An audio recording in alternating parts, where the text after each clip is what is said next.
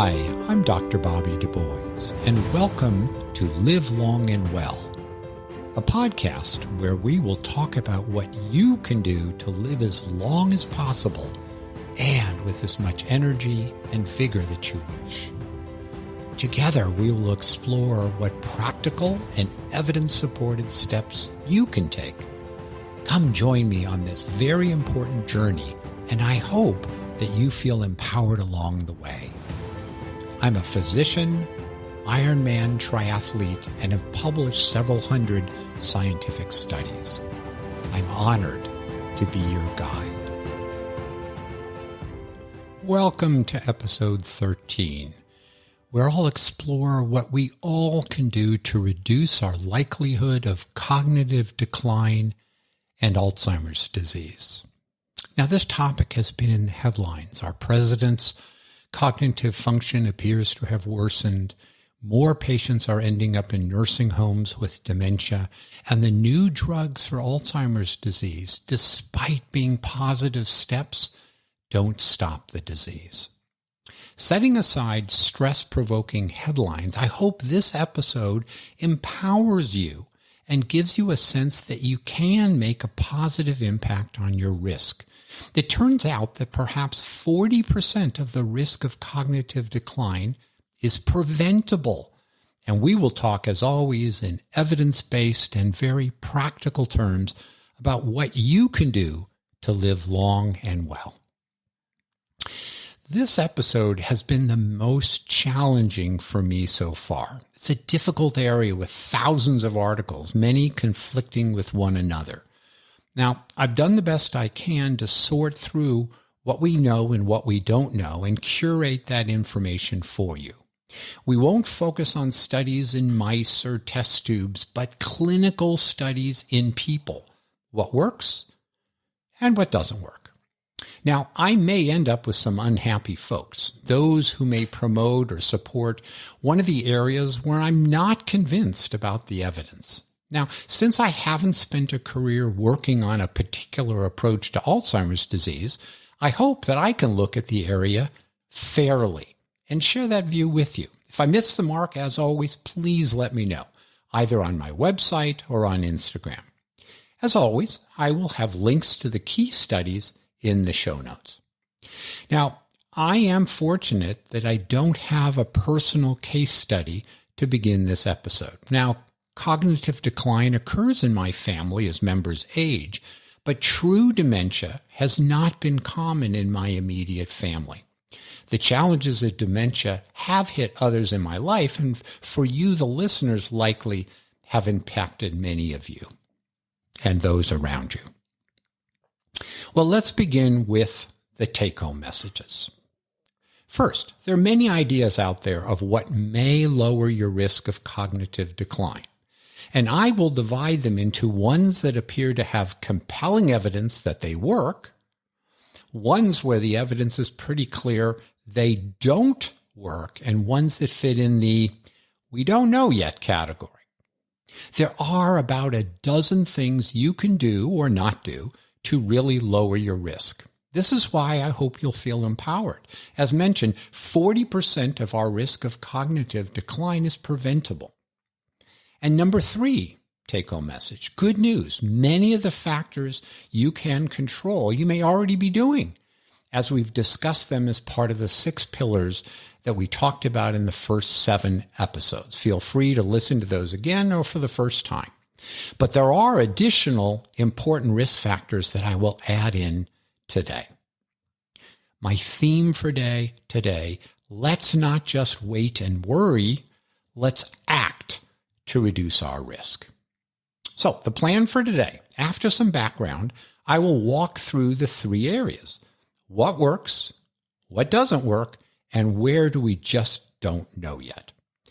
To keep this episode brief, I won't talk about types of dementia, how it's diagnosed, or what the newly approved drugs do or don't do. Perhaps for another episode, another time, if listeners wish, just let me know. Okay, part 1, some background.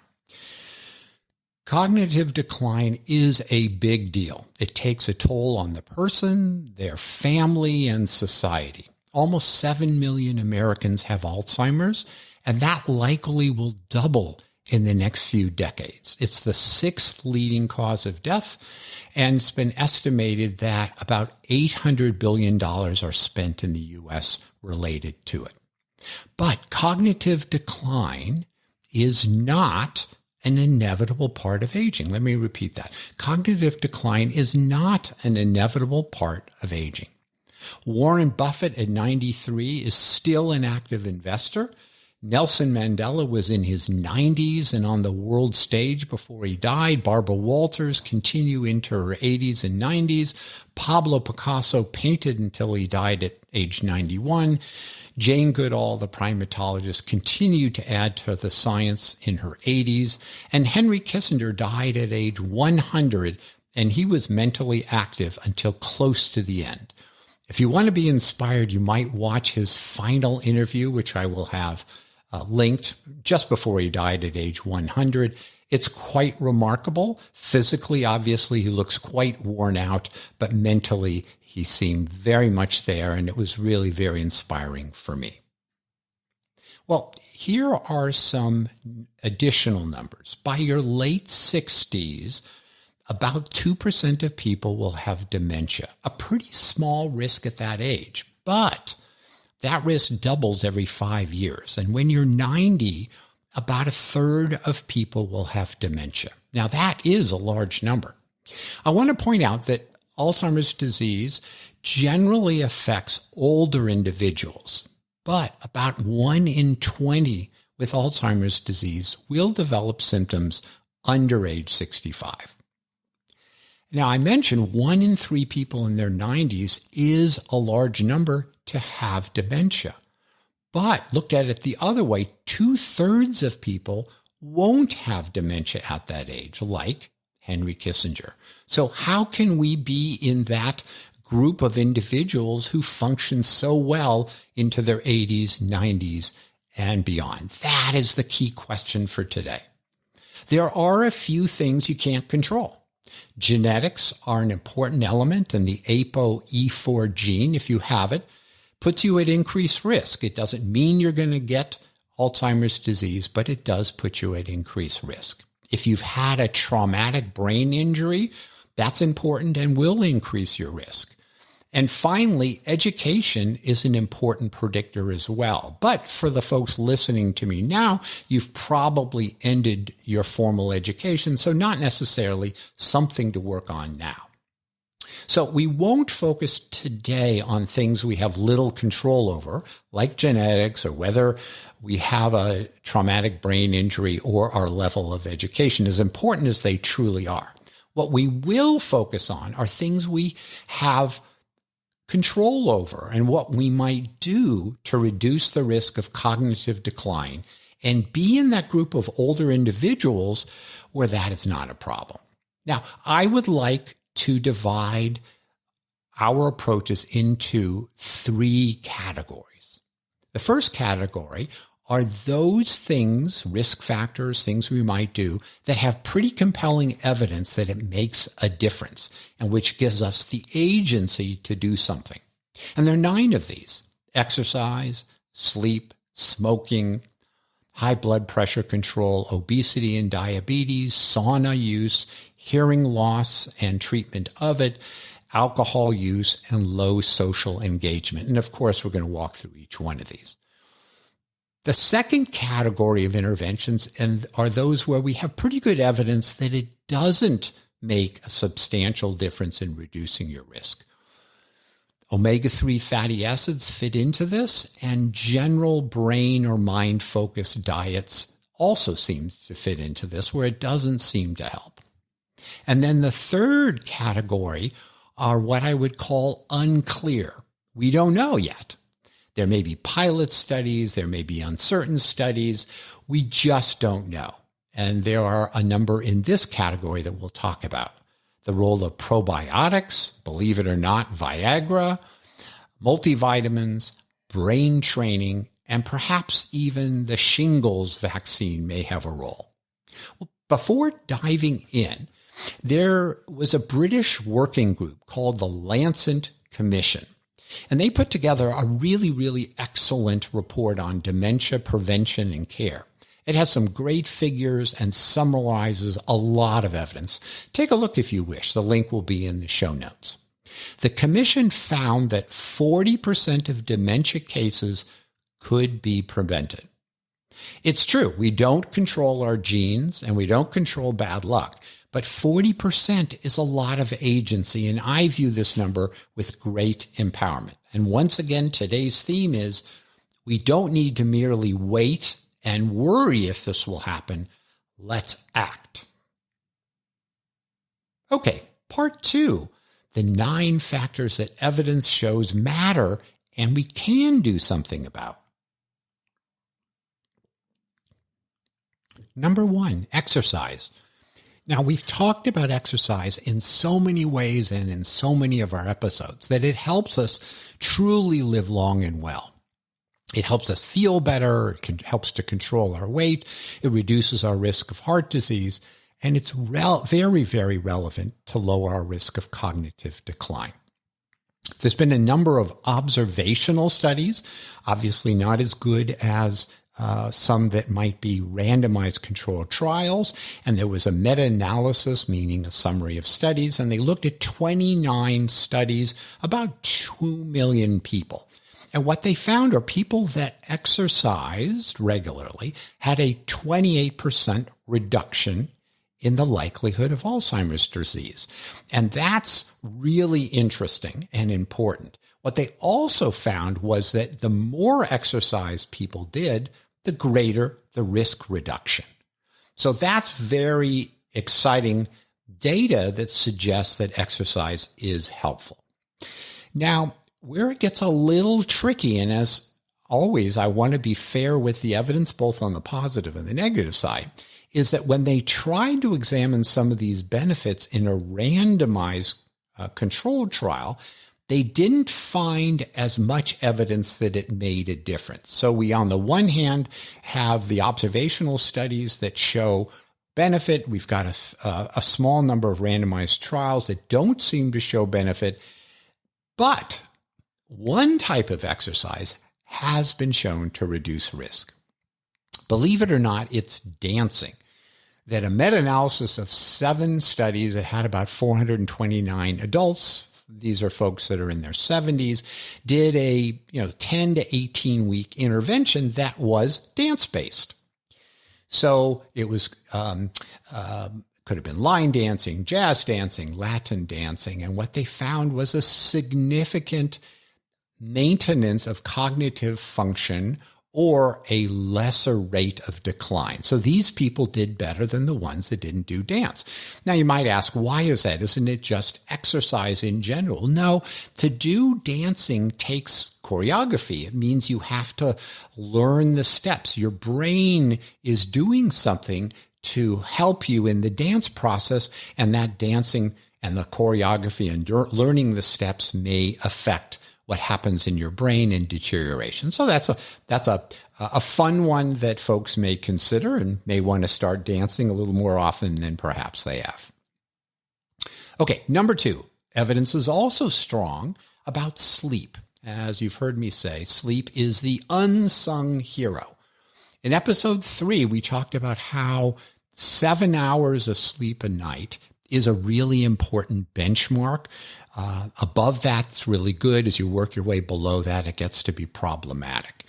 Well, it turns out not only does poor sleep affect all sorts of things, it affects our risk of cognitive decline. And there was a large analysis of 27 studies, and those people that had sleep challenges had a 68% increase in risk of Alzheimer's. And people have estimated that maybe as many as 1 in 6 Alzheimer's disease cases could be attributed to sleep problems. In that episode 3, I discussed 12 do's and don'ts that can really help you improve your sleep. Take another listen if you wish. This one is an important one to helping us maintain our cognitive function. Third, probably not something that affects a lot of you, but smoking. It's probably about 5% of cases of dementia are related to smoking. In the 1960s, perhaps 40% of adults smoked. Today, it's down to about 11%. Now, even though it's fallen a lot, there's still 480,000 deaths due to cancer and heart disease and the like that are attributed to smoking. Now, as much as traditional smoking has fallen, vaping, especially among the youth, is a growing concern, and we don't yet know what vaping does in terms of dementia risk, but it may be just as problematic. Okay, number 4, hypertension or blood pressure control. Hypertension is an important risk factor also for cognitive decline. If you have inadequately or untreated high blood pressure, it affects your heart, it affects your brain with strokes, kidney failure, all sorts of different things, and also dementia. A very large study, the Framingham study, found, again, people with hypertension had a 60% increase in the risk of dementia. Now, that may be due to damage to blood vessels in the brain. It may be lack of blood flow. It's a little less clear how it comes across. Also, what's less clear is how much lowering your blood pressure reduces the risk of cognitive decline. The data aren't as clear as I would like them to be, but hypertension control is so important across the body that whether it has a large or small impact on cognition isn't critical because it's so important for our heart or stroke or other problems that could occur. Number 5. Another risk factor that we have some control over is obesity and diabetes. In a summary of 27 studies in people with obesity or diabetes, they had a significantly increased risk of cognitive decline. Now, we're going to talk about weight and weight loss approaches and how we might think about this. It's a hugely challenging area. There is no simple, easy way to solve the problem. But if you're looking for another motivation for why you want to keep working at it, this would be another one. Number 6, sauna. We talked about sauna before, about exposure to heat and cold, and there are really good, although observational studies that show that sauna use, regular sauna use, reduces our risk of Alzheimer's disease or other kinds of dementia. This was a study that was done in Finland. They followed thousands of people for about 20 years, which is a long time to follow people. And what they interestingly found was the number of times per week people did sauna directly correlated with their risk of dementia. So if you were doing it once a week, you had a 22% reduction. If you were doing it 2 to 3 times a week, there was a 66% reduction. And that 66% reduction actually is 4 to 7 times a week. So when we see what's called a dose-response relationship, meaning the more times per week you end up in the sauna, the lower the risk, that helps us feel somewhat more convinced that this study is giving us really important information. And like a lot of other studies, they did adjust for lots of different things. Well, number 7 is one we haven't talked about before. We may talk about it in the future again, and that is hearing loss. Turns out that people with hearing loss have a 30 to 50% increased risk of dementia. And that likelihood of dementia goes up with the greater decibel loss. So in other words, if you have a mild loss, you have a modest increase in your risk of cognitive decline. If you have more hearing loss, then that goes up further. Now, it's, again, one of these things that we don't know for sure how this happens, but it may be that when you aren't able to hear as well, you get less brain stimulation. You're not hearing the conversations fully. You may not be hearing the music as fully that you're listening to. Also of interest that when they examined people who had hearing loss but were wearing a hearing aid, now this was an observational study, The folks with hearing aid use did better on memory scores and appeared to have a slower rate of deterioration. So this is something as we age, it's not just a matter of saying, well, my hearing's not as good as it used to be, but I can get by. This might be a reason to actually do something about it because there does seem to be a correlation with risk of cognitive decline. Number 8, alcohol. I am going to do an episode on this in the future, and I'm sure I'm not going to make a lot of friends because there is no great amount of alcohol to drink.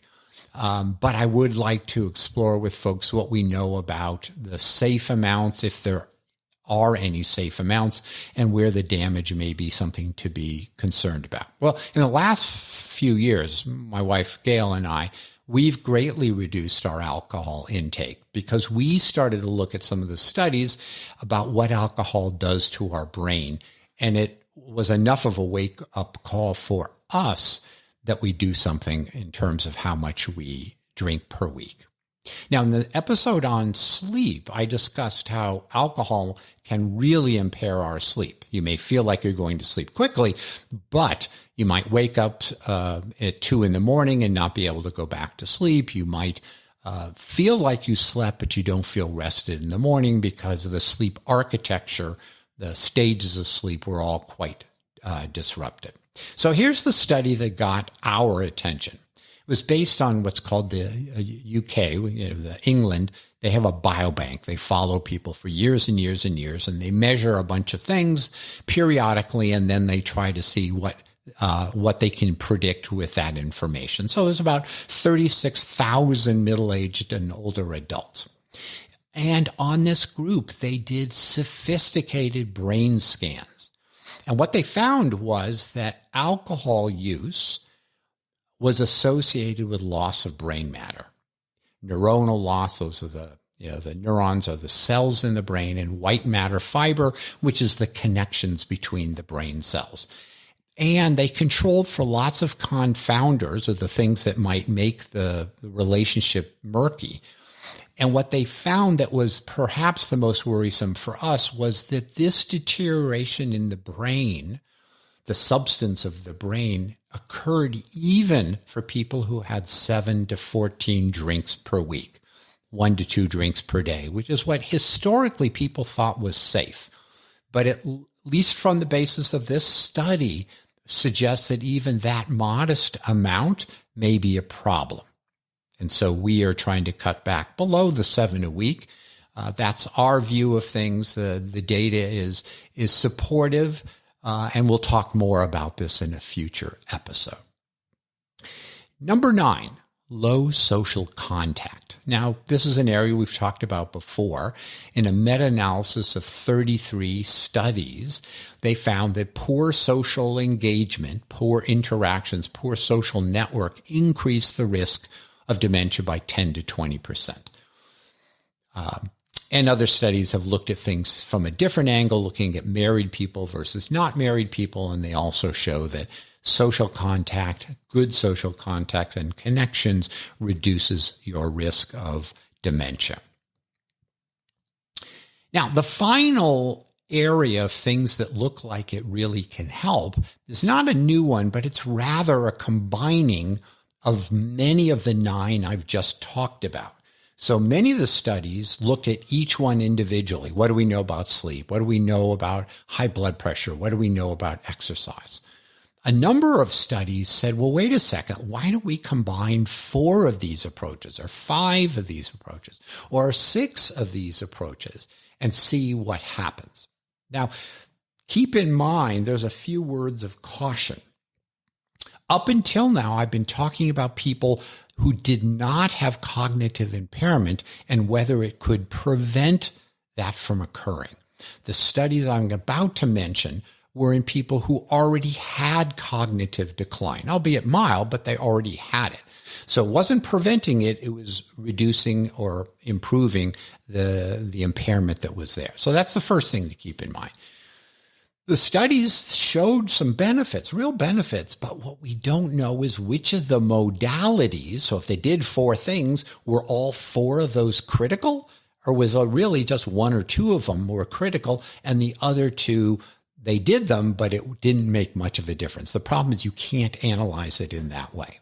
So there was a study that came out not long ago by Dean Ornish, who's a well-known physician in the area of cardiovascular health and now brain health. And this is really the first randomized controlled trial of using multiple approaches to try to address the problem. So they took, and this is where the real problem is, they only had 25 patients in each group. The whole study only had 50 people. So half of them got this multi-domain lifestyle intervention and the other half did not. And they measured a whole bunch of things related to cognition. And they did find improvements in those that had the multimodality intervention, and the people who were in the control group actually worsened. Now, this was a very intensive lifestyle intervention. They had people on vegan diets with complex carbs and nuts.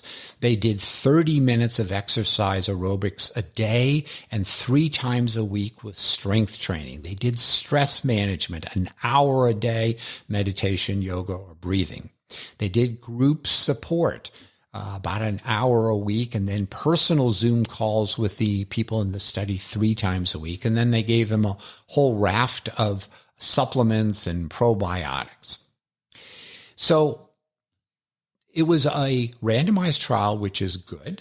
They had blinded observers. So when people assessed the patients, they didn't know whether they actually got the intervention or they did not. But as I said before, we don't really know what caused the improvement. I'll just give you a hypothesis. I'm just doing this to be sort of devil's advocate, that maybe all of the benefit was due to exercise, or all the benefit really came from the group support. And it really had nothing to do with the stress management. It had nothing to do with the diet. And that's the problem, because what often happens is people will look at a study like that and say, see, everybody needs to be on a vegan diet. So this was not a test of the vegan diet alone. It was the test of a vegan diet plus a whole bunch of other things. The vegan diet may have helped, it may not have helped. We just don't know. So just be careful when you hear about these things that it doesn't get over-interpreted in that way. So that ends part 2, which is the areas that we actually feel like we have evidence that it works.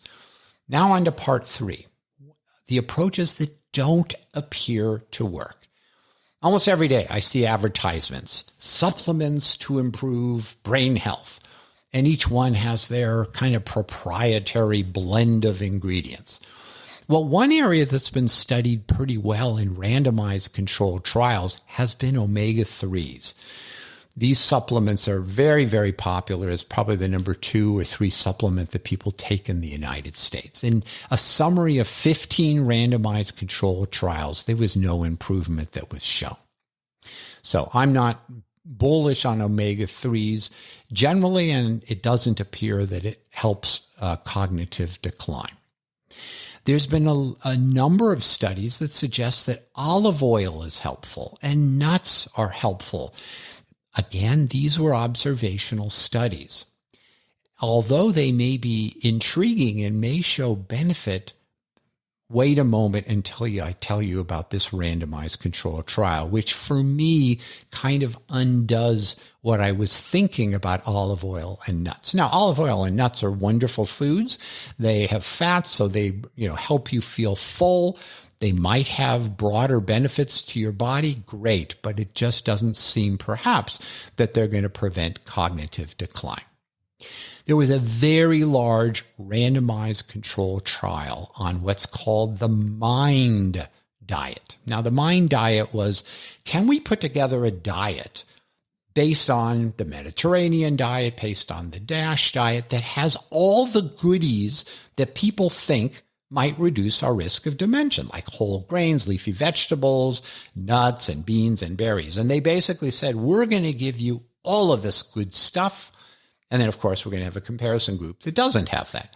And it was a 3-year study, and they looked at cognitive decline by measuring, people's memory and such, and MRI scan changes. And they found no benefit. This was a really, really important study. What do I take from all this is that there's no compelling evidence that supplements help. The Mind diet, which had all the goodies in it, now it's true, they weren't supplements, that was part of their food, didn't reduce risk. Now, I did mention the multimodality Dean Ornish trial, and they used a plant-based diet, but as I said before, they did a lot of other things, and it may have had nothing to do with the diet. So I'm not sure diet is really the solution here. A good diet's wonderful for all sorts of reasons, but maybe the evidence isn't that strong for reduction in cognitive decline risk. All right, part 4. Might be the most fun area, the most controversial area, and that's where the evidence is uncertain. Now, you can view these as, well, they're promising. Maybe I should think about them. Or you can view them as not ready for prime time. Since there isn't compelling evidence, then what do? I tend to be skeptical until I see good evidence, so I lean towards not jumping into the ones I'm about to talk about until we have stronger evidence. So there's been some studies of probiotics, and they did find small improvements in cognitive function and recall. But these studies were all very small, not ideally designed. And with probiotics, you never know exactly what you're getting and whether when you go to the store to get it, you're getting what was used in the study. So it's always a complicated area. And if there were improvements, it was probably pretty small. So I'm not sure I would, at the moment, commit myself to a life of probiotics. Here's a fun one that when I first ran across this a couple of years ago, I was like, oh, that's interesting. A number of database studies looked at the use of Viagra. Obviously, Viagra is primarily used for erectile dysfunction, and whether the use of Viagra was associated with a reduced risk of Alzheimer's disease. And in these two studies, it actually turned out that those people who used Viagra had a lower risk, and that those who had more prescriptions, presumably they used it more, had an even lower risk, 20, 30% reduction. So what do we make out of this? Is it that the Viagra, because it changes your blood vessels and brings more blood to certain parts of your body, maybe it brings more blood to your brain? People who use Viagra may notice a flushing sensation. So you could make the argument it's bringing more blood to the brain, and maybe that's helpful. But it may have had nothing to do with the Viagra, and that's why we have to look at studies very carefully. Maybe it had to do with the fact that people who use Viagra have some intimate connections, once a month, once a week, whatever it is that they do. So having that closeness, a person in their life, as we've talked about, social connections are deeply important. Maybe it was the social connection of having romantic intimacy and not the drug itself. We don't know. I would put this in the not quite ready for prime time, but it's very, very interesting. There's some data, number 3, on multivitamins and cognitive function. There was an interesting randomized controlled trial. They were testing whether cocoa might reduce cognitive decline, and they also looked at multivitamins, and they found that the cocoa didn't do anything for us, but the multivitamins may have had some benefit on global cognitive function. Now, I take a multivitamin, as I talked about in our supplements episode. It appears to have some cancer benefit. If it also has some benefit to my cognitive function, wonderful. So I'm already taking it. So we'll wait and see what the further studies come to. And now the third one is perhaps the most controversial area and why it has taken me so long to get this episode completed. Brain training games. Now, these are things that are maybe on the web. They may be a booklet you work on that help us with memorization, thinking through complex tasks. And there's a really good rationale why brain training games might work. You've heard the saying, use it or lose it. And like hearing loss, if your brain isn't stimulated We learned that from hearing loss that can increase your risk. We know that if you have a better education or a higher IQ, you have more to lose before it becomes obvious your cognition is a problem. What it appears is that also people would argue that specific tasks where you focus on attention or concentration or memory may create new brain synapses, what's called neuroplasticity. And again, this all sounds really, really good. But as we've talked about numerous times, does it work in people? Do these brain games really help? There is a very nice summary of studies, and what I would say the preponderance of evidence suggests is that if you do a lot of crossword puzzles as you get older, you'll maintain your ability to do crossword puzzles. Or if you enjoy doing Sudoku, then you'll maintain that skill over time. But for a lot of people who are doing the crossword puzzles, not just to maintain their ability to do crossword puzzles, they're hoping that effort of your brain will generalize and help us with our memory and with other tasks that we might do. The problem is most of the studies on them don't generalize. They show improvement in that skill, but they don't seem to prevent general decline. Now, there have been a few studies which are, again, one of our multimodality studies where they did brain training, but they also did exercise, and they also might have done vitamin D, and they did show some benefits. But again, it's always hard to disentangle things. And if there was benefits just from that cognitive training, it might have been modest. There was a summary of studies in 2019, and they felt that, again, there was no generalized benefit, although there might have been benefit for specific tasks like the games I talked about. Another word of caution. One of the big players in this space over the many, many years is Lumosity. I have no connection to the company one way or another. And they have an online program that has 40 games, and it's designed to target and train specific brain areas. And they advertise, that for $15 a month, you might do it 10 to 15 minutes, 3 to 4 times per week. And here's the problem. In 2016, Lumosity was fined by the Federal Trade Commission $2 million to settle a lawsuit for what the FTC said was deceptive advertising.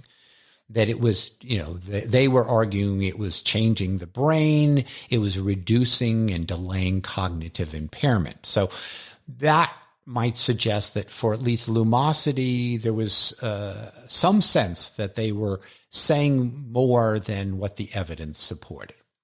Now, why this is such a tricky area is people could argue, well, maybe the previous brain games weren't all that helpful, but the new ones are much, much better, and they really show benefit. Well, there is one that's being talked about now more generally. It's called Brain HQ. Similar, it's like $100 a year. It's got a suite of brain games.